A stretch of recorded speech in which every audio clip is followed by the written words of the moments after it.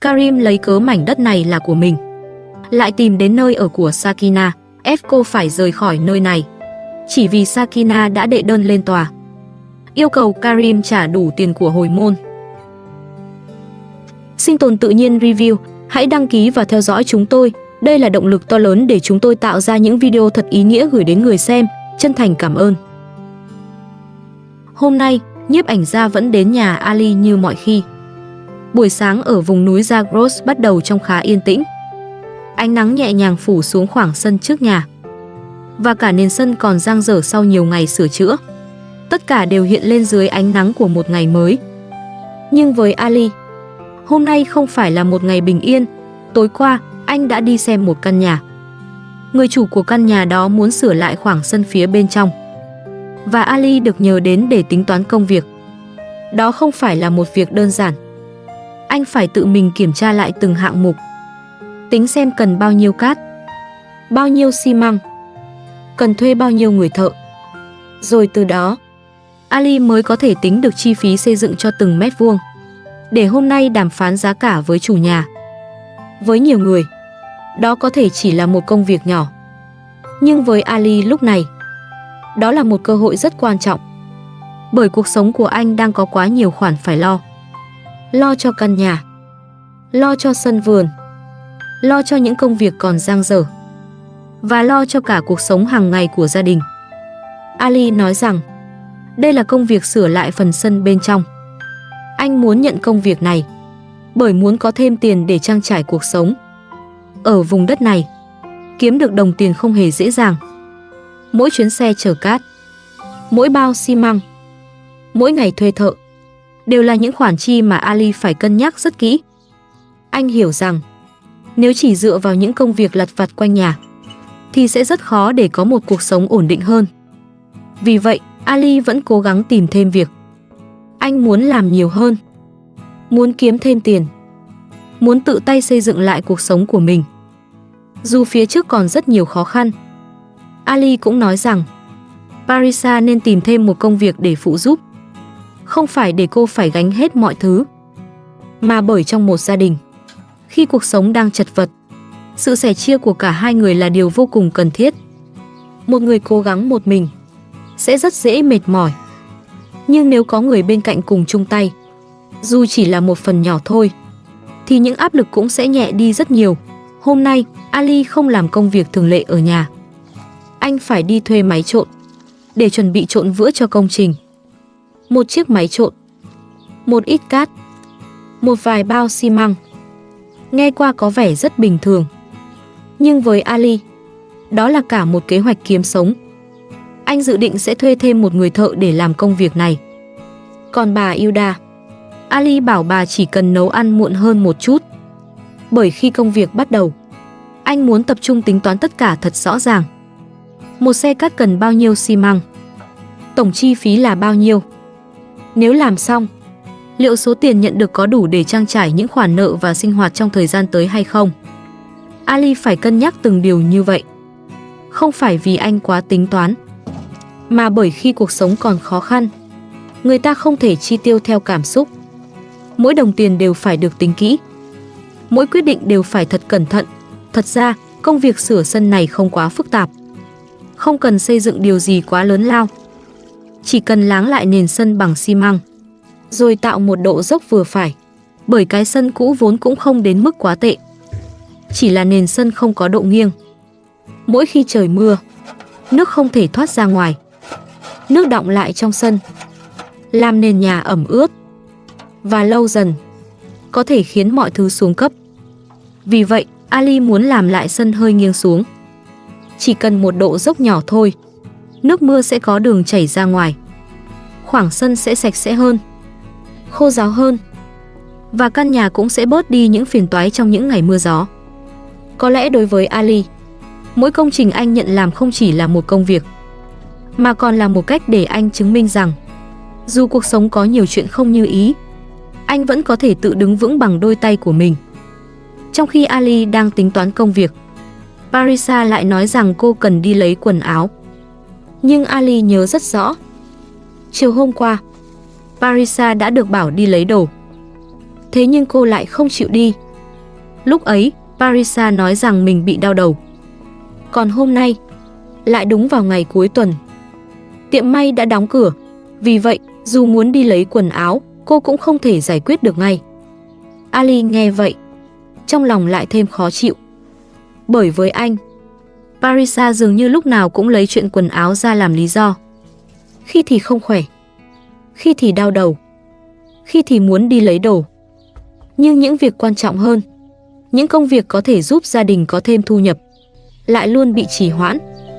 Có lẽ điều khiến Ali mệt mỏi nhất không phải chỉ là tiền bạc, cũng không phải chỉ là những công trình còn dang dở, mà là cảm giác anh đang cố gắng chạy về phía trước, trong khi người bên cạnh lại chưa thật sự hiểu được áp lực mà anh đang mang. Ngoài sân, ánh nắng vẫn trải dài trên nền đất. Một ngày mới vẫn tiếp tục. Ali vẫn phải gặp chủ nhà để đàm phán giá cả, vẫn phải tính toán cát, xi măng và công thợ. Bởi dù trong lòng còn nhiều nỗi lo, Ali hiểu rằng mình không thể dừng lại. Anh cần làm việc, cần kiếm tiền, cần cố gắng từng ngày để giữ cho cuộc sống của mình không bị cuốn trôi giữa những khó khăn đang chồng chất phía trước. Sau đó, mọi người bắt đầu chuẩn bị đầy đủ dụng cụ, rồi cùng nhau lên đường đến nơi làm việc. Bà Hilda và Parisa ngồi ở hàng ghế phía sau, còn nhiếp ảnh gia ngồi phía trước, ghi lại từng khoảnh khắc trong một buổi sáng bận rộn của Ali. Chiếc xe lặng lẽ rời khỏi con đường quen thuộc. Phía trước là một công việc mới, một cơ hội mới để Ali có thể kiếm thêm tiền, giữa lúc cuộc sống của anh vẫn còn quá nhiều khoản phải lo.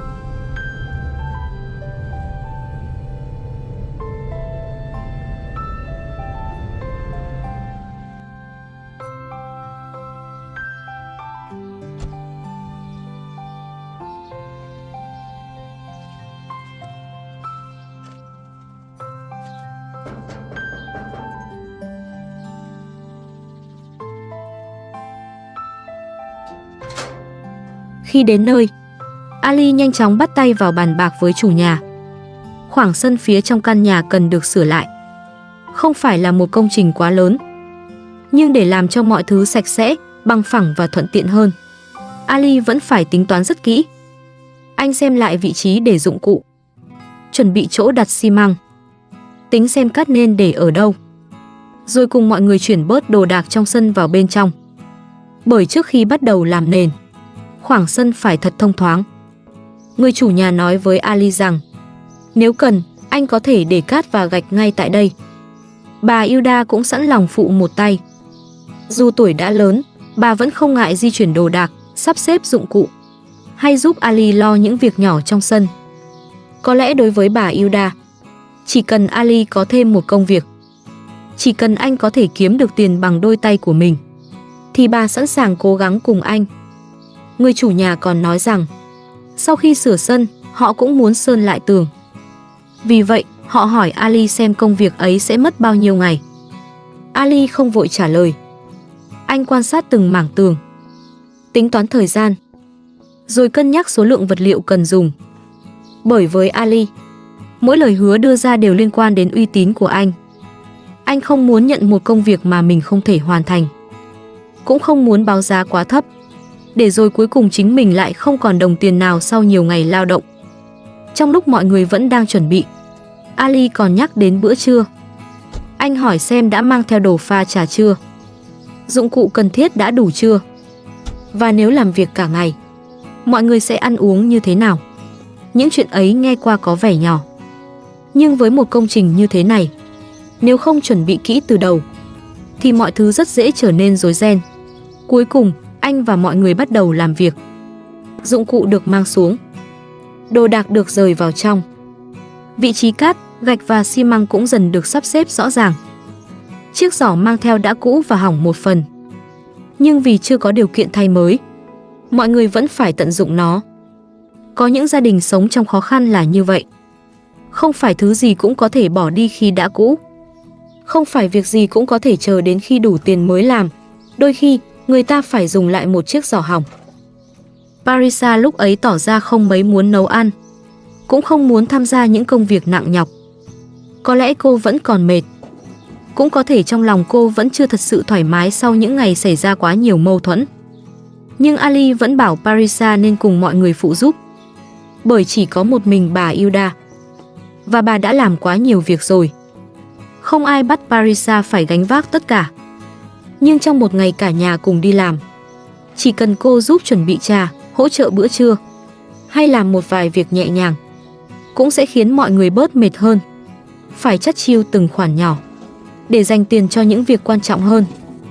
Parisa muốn nghỉ một lát, nhưng mọi người nhắc cô rằng xe tải nặng sắp đến. Sân trong cần được sửa lại. Xi măng, cát và đá vụn đều phải mua. Mọi thứ cần được chuẩn bị trước khi xe đến, để công việc không bị chậm trễ. Bởi khi làm xong khoảng sân này, cuộc sống của chủ nhà sẽ thoải mái hơn. Nền sân sẽ sạch hơn, nước mưa sẽ có đường thoát, và căn nhà cũng sẽ bớt đi những phiền toái vào những ngày thời tiết xấu. Nhưng đi cùng với đó là chi phí ngày một tăng. Tất cả cộng lại không hề là một con số nhỏ. Ali chỉ nói rằng cứ đợi công trình hoàn thành rồi tính tiếp. Có lẽ trong lòng anh cũng đang lo, nhưng anh hiểu, nếu cứ mãi nhìn vào khó khăn thì sẽ không thể bắt đầu bất cứ điều gì. Parisa vẫn không muốn làm việc nặng. Cô nói mình chỉ muốn pha trà. Ali cũng không ép cô phải làm những phần việc quá sức, bởi ngoài sân lúc này còn rất nhiều việc đàn ông và thợ xây có thể làm. Một lúc sau khi bàn giao lại công việc cho người thợ, Ali đưa mọi người trở về nhà. Buổi sáng trôi qua quá nhanh. Ai cũng mệt, ai cũng bận rộn với những công việc riêng. Trên đường về, Ali mua tạm cơm bên ngoài để mọi người ăn đỡ. Không phải một bữa cơm đủ đầy, không phải những món ăn được chuẩn bị chu đáo, nhưng sau một buổi sáng vất vả, một phần cơm giản dị cũng đủ khiến mọi người cảm thấy nhẹ lòng. Rồi sau đó, cả nhà trở về và nghỉ ngơi một lúc. Bởi ngày hôm nay vẫn còn rất dài. Ngoài kia, công trình vẫn đang chờ hoàn thành, còn Ali vẫn đang cố gắng từng ngày. Không chỉ để kiếm thêm một khoản tiền, mà để giữ lấy hy vọng rằng dù cuộc sống có khó khăn đến đâu, chỉ cần còn chịu làm việc, còn biết cố gắng, còn có những người sẵn lòng ở bên, thì rồi mọi chuyện sẽ dần tốt hơn. Công việc này chắc chắn sẽ còn tốn thêm nhiều tiền, nhưng Ali vẫn quyết tâm. Ali hy vọng sau khi hoàn thành công việc này, anh có thể kiếm được một khoản. Đó không phải là số tiền quá lớn, nhưng với Ali, đó có thể là tiền sinh hoạt, là tiền mua vật liệu, là một phần chi phí cho căn nhà của mình. Và nếu sau này điều kiện khá hơn, có lẽ Ali cũng sẽ sửa lại chính nơi ở của anh, từng chút một, để căn nhà ấy có thể trở thành một nơi bình yên hơn. Parisa vẫn có phần sốt ruột, nhưng mọi người nhắc cô đừng nóng vội. Bà Hilda nhẹ nhàng nói rằng cả nhà phải cùng nhau giúp Ali kiếm tiền, bởi chỉ khi công việc ổn định hơn thì những áp lực trong cuộc sống mới có thể nhẹ đi. Trong lúc mọi người đang nghỉ ngơi sau một buổi sáng bận rộn, bỗng bên ngoài căn nhà vang lên tiếng gõ cửa. Bà Hilda liền bước ra xem, và người đứng trước cổng chính là Sakina. Bên cạnh cô là cậu bé Hakan. Sakina nhẹ nhàng chào mọi người. Cô nói rằng mình chỉ đưa Hakan đến gặp cha của cậu bé là Ali. Đối với Sakina, đây là một điều rất bình thường, bởi dù cuộc sống đã thay đổi, dù Ali đã có một gia đình mới, thì Hakan vẫn là con trai của anh. Nhưng sự xuất hiện của Sakina lại khiến Parisa khó chịu. Cô cho rằng Sakina không có quyền muốn đến là đến. Nghe những lời ấy, Ali lập tức nhắc Parisa phải chú ý lời ăn tiếng nói, nhất là khi Hakan đang ở đó.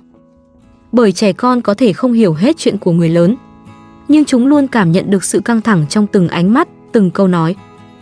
Parisa vẫn tức giận. Cô bảo Sakina nên ra ngoài và đừng làm phiền căn nhà này nữa. Bà Hilda cũng vội vàng lên tiếng. Bà nhắc mọi người phải cư xử cẩn thận trước mặt đứa bé, bởi Hakan không có lỗi trong những mâu thuẫn này. Sakina không muốn làm mọi chuyện căng thẳng hơn. Cô chỉ nói rằng mình đang khát nước. Uống xong, cô sẽ rời đi ngay. Sakina nhìn thấy khoảng đất trước nhà Ali đã được đổ thêm. Khoảng sân bây giờ trông sạch sẽ và bằng phẳng hơn trước rất nhiều. Ali nói rằng anh còn định đào thêm một chỗ dưới gốc cây để sau này mọi người có thể ngồi nghỉ ngơi. Một dự định rất nhỏ, nhưng có lẽ cũng là cách Ali cố gắng vun vén lại cuộc sống của mình, từng chút một. Khi Sakina hỏi chuyện mua cuốc, Parisa lại lạnh nhạt nói rằng chuyện đó không liên quan đến cô. Dù bị Parisa nói rất khó nghe, Sakina nói rằng mình còn phải đến bệnh viện khám. Dạo gần đây cô thường bị đau dạ dày. Sau đó, Sakina còn xin lỗi vì đã đến làm phiền mọi người. Một lúc sau, Ali nói với Sakina rằng anh đã tìm được một công việc gần thành phố. Anh muốn cố gắng kiếm thêm được đồng nào hay đồng đó, để bớt đi những áp lực đang đè lên cuộc sống. Nhưng bầu không khí trong căn nhà vẫn rất căng thẳng. Parisa bảo Sakina nên đưa Hakan về nhà chăm sóc. Cô còn hỏi Sakina rốt cuộc có ý gì với Ali. Sakina chỉ bình tĩnh nói rằng cô đến đây một lát nhờ Ali trông giúp Hakan, rồi cô sẽ rời đi ngay.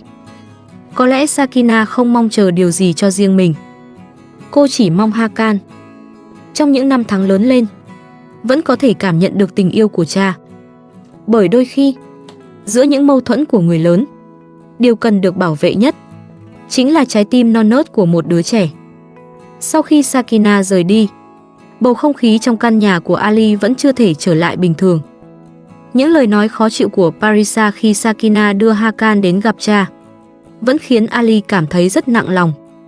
Anh quay sang hỏi Parisa, tại sao cô lại có thái độ không tốt với Sakina như vậy? Parisa không giấu sự khó chịu. Cô nói rằng, mỗi lần Sakina xuất hiện ở đây, cô đều cảm thấy không thoải mái. Đặc biệt là khi nhìn thấy Ali vẫn luôn quan tâm đến Sakina và dịu dàng với cậu bé Hakan. Trong lòng Parisa có lẽ là sự ghen tị, cũng có thể là nỗi bất an của một người vợ trẻ khi phải sống cùng quá khứ của chồng mình. Cô cho rằng Hakan không nên được đưa đến căn nhà này.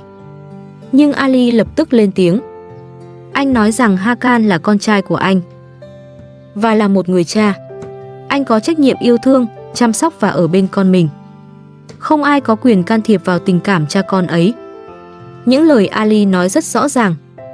Bởi với anh, dù cuộc sống có thay đổi, dù hôn nhân có đổ vỡ hay bắt đầu lại, thì tình phụ tử vẫn là điều không thể cắt bỏ. Bất lực trước những suy nghĩ của Parisa, Ali không muốn tiếp tục tranh cãi. Anh lặng lẽ bước ra ngoài sân, rồi quay lại với công việc của mình. Có lẽ với Ali, lao động là cách duy nhất để anh tạm quên đi những áp lực đang chất chồng trong lòng. Anh nói với bà Hilda rằng, buổi sáng bên công trình cũng không có quá nhiều việc. Vì vậy, anh để người thợ ở đó tự tiếp tục làm. Sau này, Ali dự định sẽ thuê thêm vài người thợ khác đến phụ giúp. Dù tiền công của họ khá cao, nhưng mọi thứ đã được anh tính toán từ trước. Ngày xưa, Ali từng làm công việc chở hàng. Những tháng ngày rong ruổi trên đường đã giúp anh quen biết nhiều người. Nhờ vậy, bây giờ khi cần tìm việc hay tìm thợ, anh vẫn có những mối quen để nhờ cậy. Nhưng dù có quen biết nhiều đến đâu, tiền bạc vẫn luôn là gánh nặng lớn nhất. Mỗi công trình đều cần vốn, mỗi ngày làm việc đều cần chi phí. Và để có một cuộc sống ổn định hơn, Ali buộc phải cố gắng nhiều hơn người khác.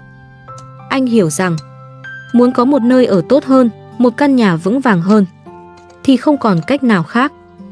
Ali phải tiếp tục làm việc, tiếp tục chịu đựng và tiếp tục xây dựng tương lai của mình bằng chính đôi tay đã chai sạn sau bao năm tháng vất vả.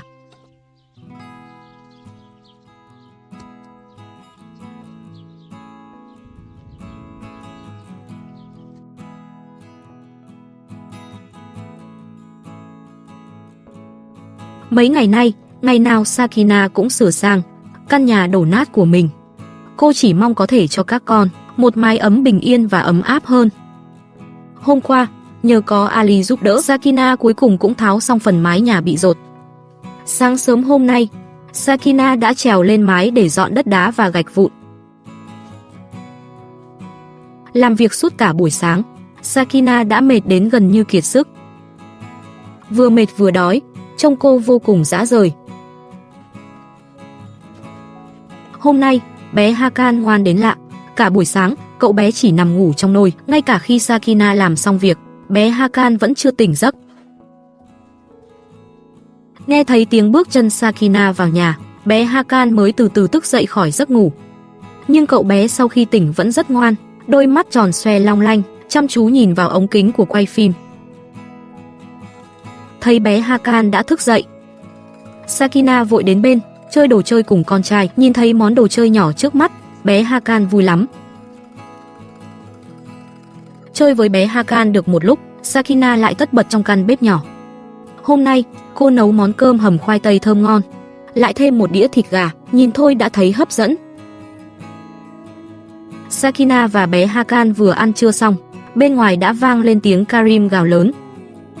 Vừa nghe ra đó là giọng của Karim, Sakina đã cảm thấy chẳng lành. Karim hùng hổ chất vấn Sakina. Vì sao cô lại kiện anh ta? Sakina nói với Karim rằng, chính vì anh ta cưỡng ép giữ các con ở bên mình, nên cô mới phải đưa ra quyết định ấy. Đang nói, Karim lại nhìn thấy căn nhà vừa bị Sakina tháo dỡ phần mái. Lúc này, trong đầu Karim nảy ra một ý, anh ta nói với Sakina rằng mảnh đất này vốn thuộc về anh ta. Tốt nhất Sakina nên tháo dỡ. Căn nhà đã xây ở đây, rồi ép cô phải mau chóng rời khỏi nơi này. Nghe những lời vô tình vô nghĩa của Karim, Sakina bảo anh ta lập tức rời khỏi nhà mình. Cô không muốn nhìn thấy Karim nữa. Nhưng Karim vẫn tiếp tục lôi chuyện cũ ra nói. Sakina đáp rằng, đến cả tiền của hồi môn của cô, Karim còn chưa trả cho xong, vậy nên anh ta hoàn toàn không có lý do gì để can thiệp vào cuộc sống của cô. Nhưng Karim vẫn lì lợm không chịu thôi. Anh ta nói với Sakina rằng mảnh đất này là của anh ta, chính Sakina đã tự ý xây nhà trên đó, nên anh ta có quyền yêu cầu cô bồi thường. Sau đó, Karim buông lời đe dọa, anh ta nói mảnh đất này thuộc về mình, dù Sakina có làm gì đi nữa, cũng không thể thay đổi sự thật ấy. Anh ta nói với Sakina rằng anh ta cũng sẽ tìm luật sư để giải quyết chuyện này. Nói xong, Karim liền tức giận bỏ đi. Sau khi Karim rời đi, tâm trạng của Sakina cũng chẳng khá hơn. Sakina nói với người quay phim rằng, dù Karim có ép buộc cô thế nào, cô cũng sẽ không bao giờ quay lại với anh ta nữa. Vì tâm trạng không được tốt, Sakina dùng công việc để xua đi nỗi bức bối trong lòng. Lúc thì cô tưới nước cho hoa cỏ trong nhà, lúc lại trèo lên mái tiếp tục làm việc. Trong lòng Sakina, Karim không xứng làm một người chồng, cũng không xứng làm cha của các con. Điều cô mong nhất lúc này là Karim hãy tránh xa mẹ con cô một chút.